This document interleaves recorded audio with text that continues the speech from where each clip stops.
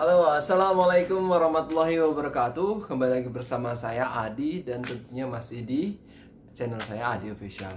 Pada video kali ini kembali lagi saya mau bercerita ya, melanjutkan dari cerita saya sebelumnya yaitu perasaan antara lambung dan jantung. Tapi kali ini saya akan bercerita, cerita ini lucu ya, lucu, unik, tapi ya memang begitulah keadaannya. Jadi cerita saya pada video kali ini di mana saya merasakan sensasi GERD dan anxiety. Kemudian saya pergi ke dokter jantung untuk medical check up. Ya, ini true, it's true. Nanti saya kasih catatan medis saya biar teman-teman tahu, biar teman-teman nggak penasaran ataupun alah bohong atau enggak ya. Saya memang katakan sejujur-jujurnya apa adanya, biar saya katakan nanti biar teman-teman percaya. Saya kasih tahu buku catatan medis saya. Jadi cerita ini bermula begini. Sebelum saya tunjukkan bukunya, saya cerita dulu. Cerita ini bermula saya pada malam, enggak. Saya pulang kerja. Saya pulang kerja jam 4. Kemudian sampai rumah. Saya sampai rumah kan ya, pulang kerja biasa capek lah, lelah lah ya. Dari pagi sampai sore itu kan. Saya kerjanya dari pagi sampai dengan jam 4 biasanya gitu di kantor. Nah, pulang sampai rumah biasanya sekitar jam 4 atau setengah 5 itu sampai rumah. Kemudian ketika saya sampai rumah, kebetulan ini saya mendengarkan kabar yang tidak enak, artinya kabar duka ya. Kabar duka bahwasanya nenek saya, adik dari nenek saya, ya tetap nenek saya karena rumahnya dekat. Saya dulu tinggalnya di situ, saya sering ke situ. Kemudian saya dikabari sama istri saya, Mas, mbahnya meninggal. Wah, habis itu teman-teman tahu nggak? Spontan detak jantung saya menjadi duk duk duk duk duk duk duk duk duk duk duk duk duk duk gitu ya. Ini ketawa malah. Jadi berdebar-debar gitu ya, kayak mau copot. Ya Allah. Terus ini saya nggak bohong, it's true. Kemudian badan saya lemas, terus habis itu agak keringat dinginnya keluar, tapi nggak banyak keringat dingin keluar. Aduh, kenapa saya ini lemas? Aduh, gitu kan ya. Saya lemas banget habis itu. Nah, terus akhirnya kami siap-siap, terus kami pulang ke sana ke rumah Mbah, terus kami mengikuti proses penguburan. Ketika saya pun mengikuti proses penguburan itu, artinya waktu saya menyolatkan saja, tuh rasanya ya. Saya mengatur diri saya atau pikiran saya tenangkan, coba saya tenangkan. Semua juga pasti akan mati. Orang sebelah kanan saya, kiri saya, istri saya, anak saya, orang tua, semua juga orang pada mati. Saya menenangkan diri saya seperti itu waktu itu. Ketawa. Ya waktu itu saya seperti itu. Jadi saya menenangkan diri saya. Nah, akhirnya waktu sholat pun sudah, waktu setelah nyolatin itu, kemudian kita ke pemakaman. Waktu pemakaman juga saya mengikuti semua prosesinya. Setelah selesai, saya nggak kayak orang-orang lain masih berkumpul ya, keluarga lain masih berkumpul di rumah nenek saya. Kan tapi saya karena mengetahui badan saya karena memang saya nggak enak badan, jadi saya pulang ke rumah gitu, pulang duluan. Artinya saya pulang duluan, kemudian saya istirahat. Sekitar jam setengah 10 malam itu saya tidur ya. Makan tuh. Jadi jam setengah 10 malam itu tidur. Nah, ini si kecil ini ya udah tidur, dia ngantuk di sebelah saya. Kemudian waktu saya tidur, tiba-tiba ya, out of sudden ya, tiba-tiba jam satuan, jam setengah 1 gitu ya, sekitar jam setengah 1, saya terbangun. Kenapa ini kok terbangun? Terus terbangun, kok rasanya nggak enak gitu, pokoknya dalam saya ini nggak enak badannya, si dadanya ini agak senut-senut gitu ya. Belakang sini kok saya gini-gini, aduh, punggungnya nggak enak, sini agak kenceng ya, pokoknya linu-linu lah, sini-sini. Kemudian saya nggak bisa tidur. Ya rasanya duk duk duk duk duk duk duk duk. Aduh, ini apa saya rasanya gimana, duk duk duk duk, nah gitu ya. Jadi kayak gitu, aduh rasanya pokoknya nggak bisa tidur. saya minum ke belakang, tarik napas, atur pernapasan saya, kemudian minum air hangat, tarik napas, atur pernapasan saya, minum air hangat, terus gitu terus. Akhirnya tenang. Habis itu udah baikan kan, atau saya mau tidur lagi, nggak bisa tidur lagi, saya bangun lagi, kemudian saya balik lagi minum lagi. Udah sampai berapa kali ya? Ketiga kali. Yang 3 kali saya mau tidur, nggak bisa bangun, tidur lagi sampai jam setengah 2. Ya jam setengah 2. Kok nggak bisa tidur sampai akhirnya saya paksain tidur itu sambil duduk gini, sambil ngantuk ini saya paksain. Oh iya, tutuk. Jadi saya paksain gitu ya. Jadi saya paksain tidur, teman-teman. Kemudian saya minum madu dan parutan kunir. Jadi jam setengah 2 itu saya pres saja itu, pokoknya ada herbal lah, minum semacam herbal gitu, herbal madu kuning ya, ataupun madu lambung itulah. Iya. Terus kemudian alhamdulillah beberapa menit setelah saya minum obat itu, saya kemudian rebahan, terus alhamdulillah bisa tidur tenang. Akan tetapi pagi harinya pun rasanya waduh, kok masih kebayang-bayang gitu ya, kebayang-bayang semalam nggak bisa tidur, terus kayak detak jantungnya juga nggak beraturan gitu loh, benar-benar deg gitu, terus ya punggung saya juga sakit gitu kan, saya aduh ini apa ini khawatir. Terus akhirnya akhirnya saya memberanikan diri, terus merayu istri saya untuk menemani saya ke klinik, ke dokter spesialis jantung.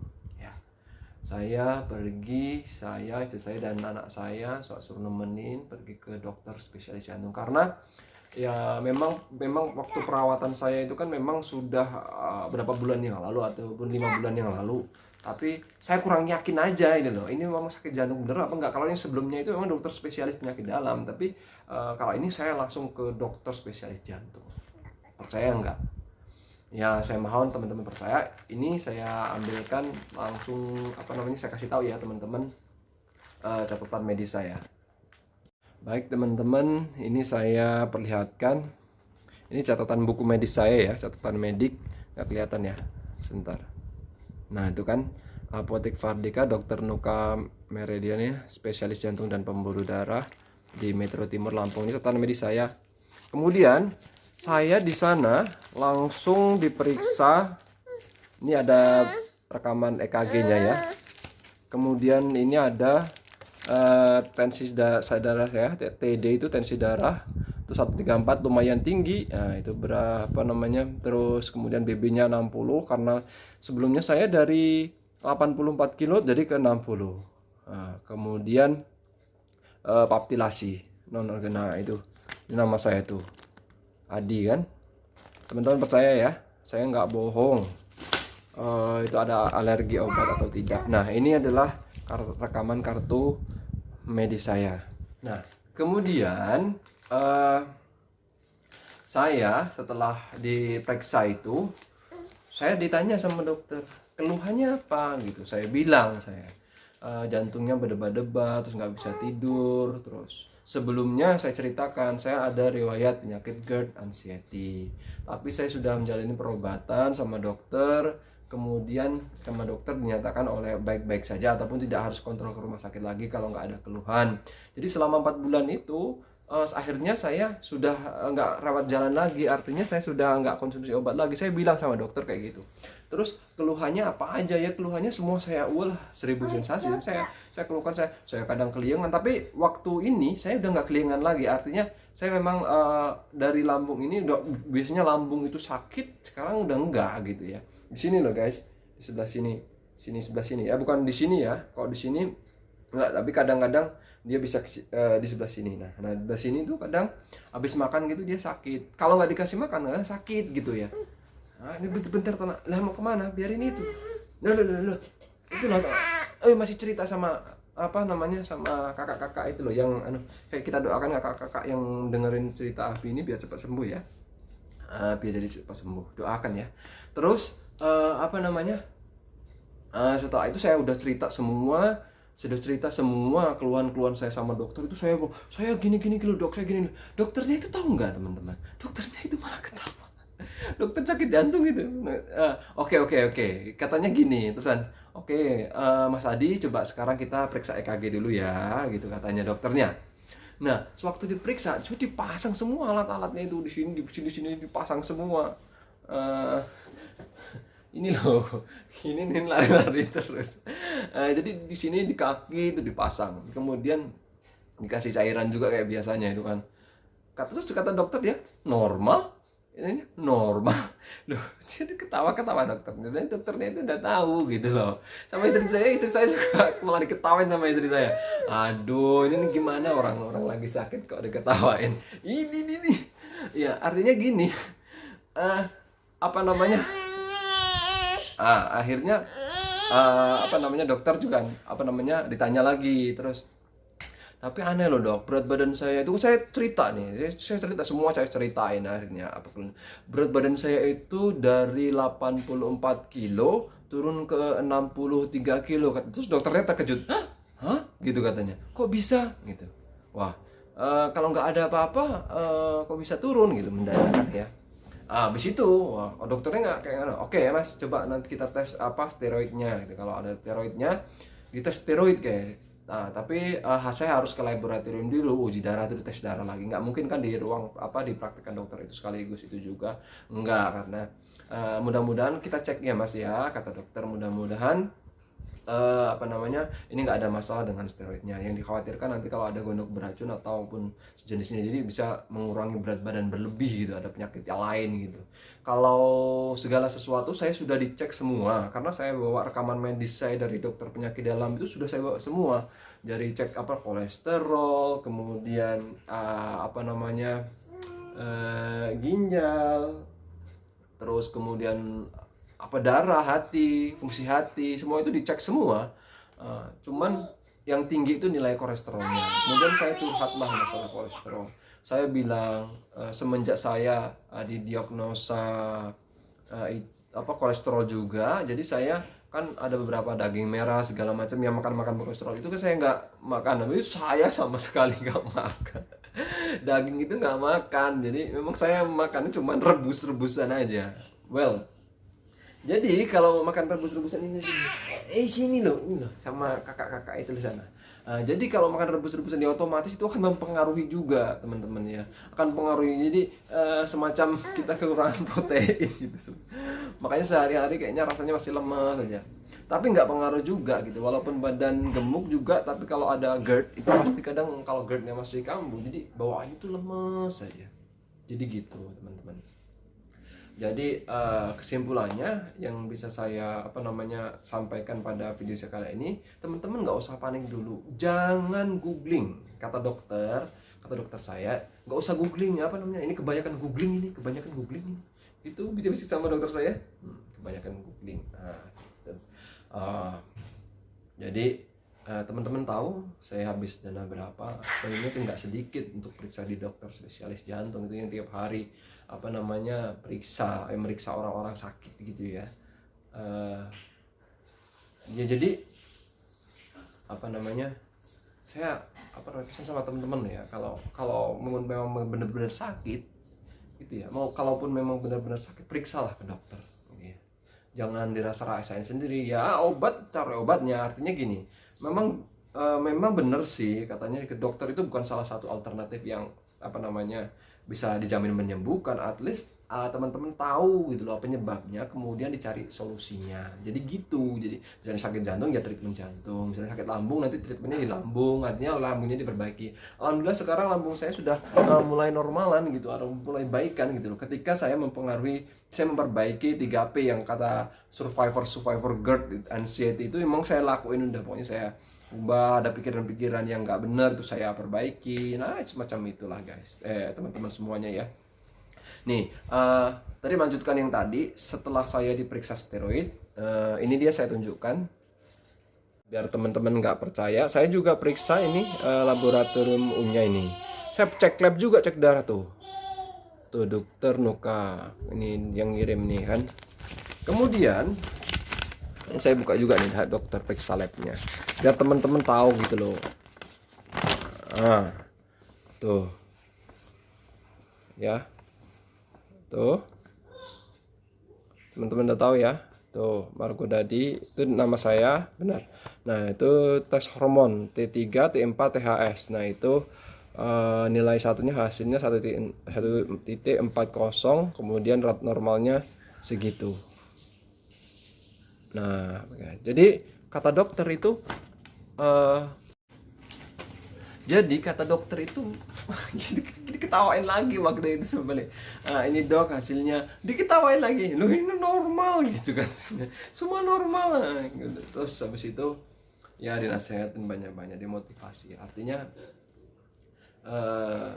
ya memang semua itu dari anxiety ya guys. Jadi anxiety itu memang berpengaruh. Jadi kalau anxiety-nya itu naik, ya asam lambung kita naik gitu. Jadi otomatis debar-debar gitu, keringat dinginnya keluar juga kayak gitu.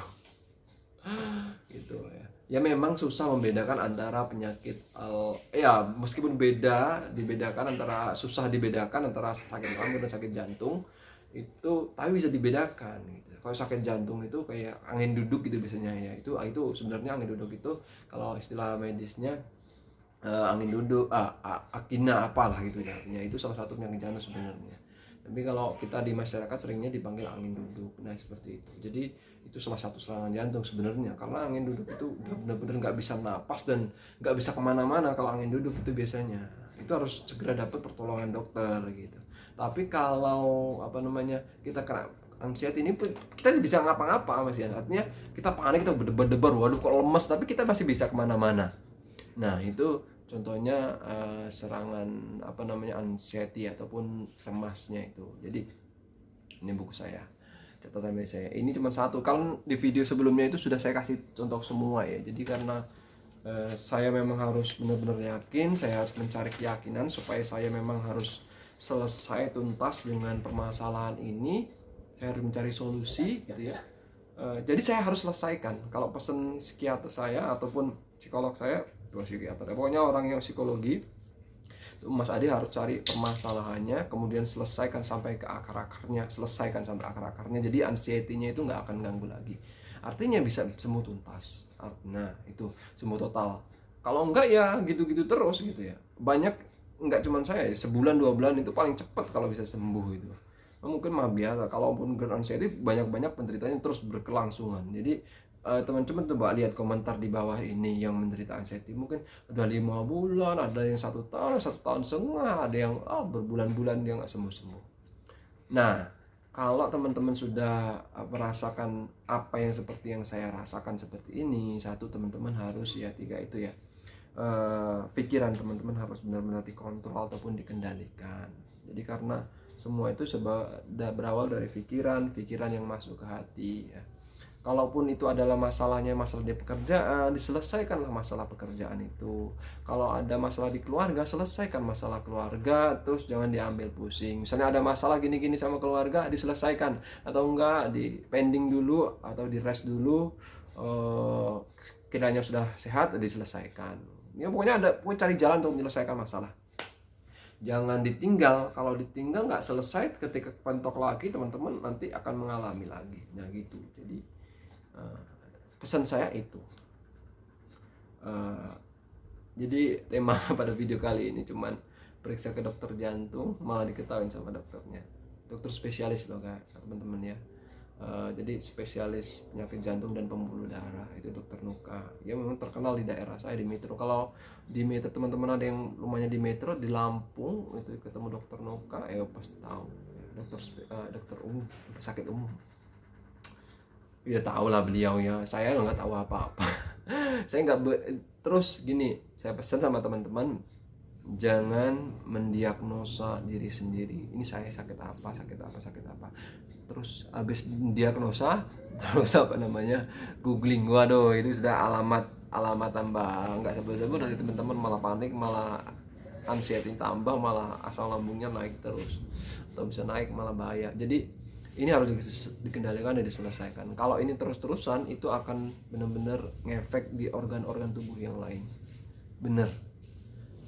Karena kalau namanya udah GERD, artinya GERD itu adalah salah satu penyakit, malah di atasnya dia lambung, artinya udah di atas. Apalagi lambungnya udah pernah luka, kalau nggak diselesaikan, disembuhkan, itu nanti akan menimbulkan masalah lain. Oke, itu saja, mudah-mudahan apa yang saya sampaikan ini bisa bermanfaat dan memotivasi teman-teman semua. Kalau teman-teman tuh bisa sembuh, artinya teman-teman itu nggak apa-apa, ya nggak apa-apa. Cuman agak di manage, artinya manajemen pikiran, hati ataupun perasaan, ya hati, perasaan yang kita batin, kemudian lambung dan ya lambung itu pengaruh makanan apa yang kita makan, gitu aja.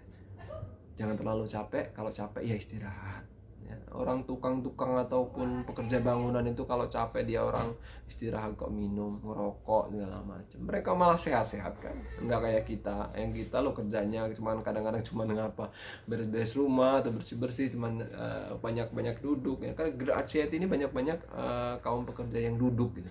Kalau teman-teman tahu, sekarang saya udah kalau duduk di depan laptop tuh nggak terlalu 1 jam itu udah maksimal, udah jalan-jalan. Kadang 1 jam itu udah 30 menit saya berdiri terus jalan-jalan gitu. Ya gimana lagi, boleh kita bekerja tapi kita ingat kesehatan kita. Ada keluarga yang menanti kita di rumah, ada keluarga kita sayang dengan keluarga kita kan. Kalau sayang dengan keluarga kita perbaiki pola pikir, pola makan, pola hidup kita, olahraga teratur, tapi tengah semangat gitu. Saya aja bisa kayak gini kan, bisa sembuh, masa teman-teman nggak bisa gitu ya. Baik, terima kasih. Mudah-mudahan saya doakan teman-teman semua penyakitnya apa yang dirasakan teman-teman segera disembuhkan oleh Allah Subhanahu wa taala. Amin. Oke, thank you. Saya Eri. Assalamualaikum warahmatullahi wabarakatuh. Bye bye.